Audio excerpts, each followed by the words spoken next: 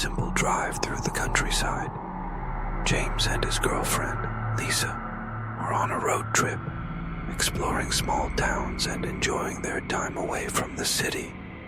As the night fell, they found themselves on a lonely stretch of road with no streetlights in sight. The only thing illuminating their way was the car's headlights.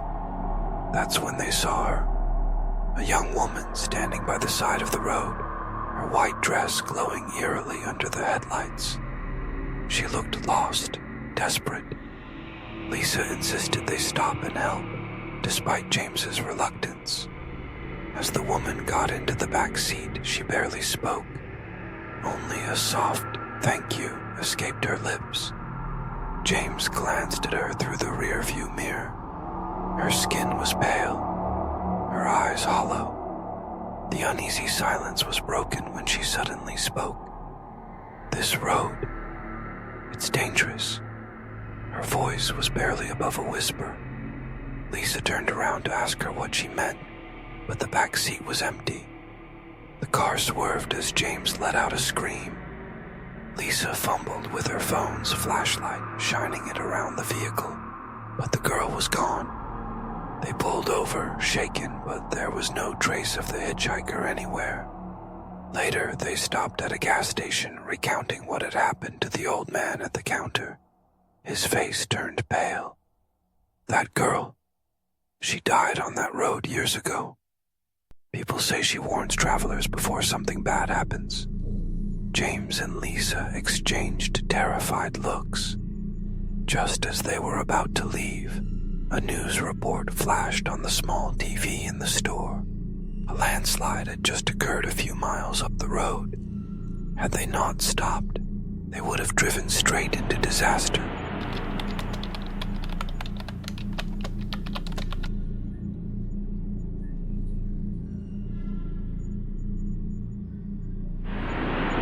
David had been driving for hours.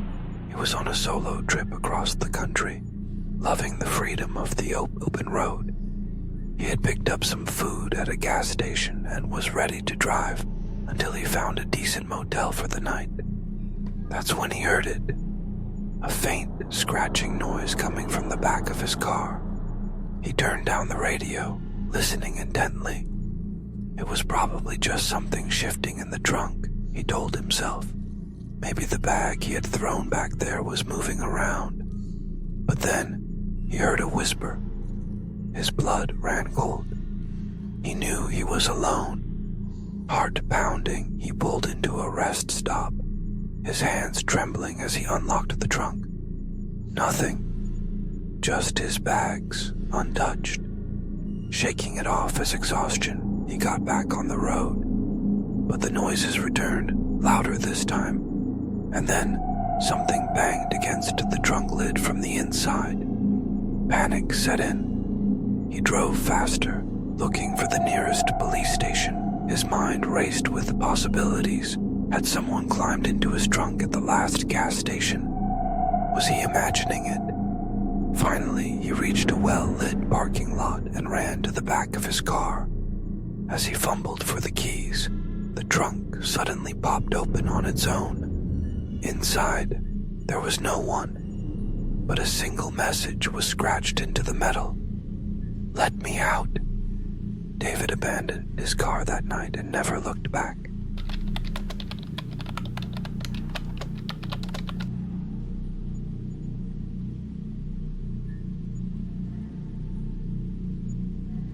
Samantha and her best friend, Mia, were on a road trip to visit family.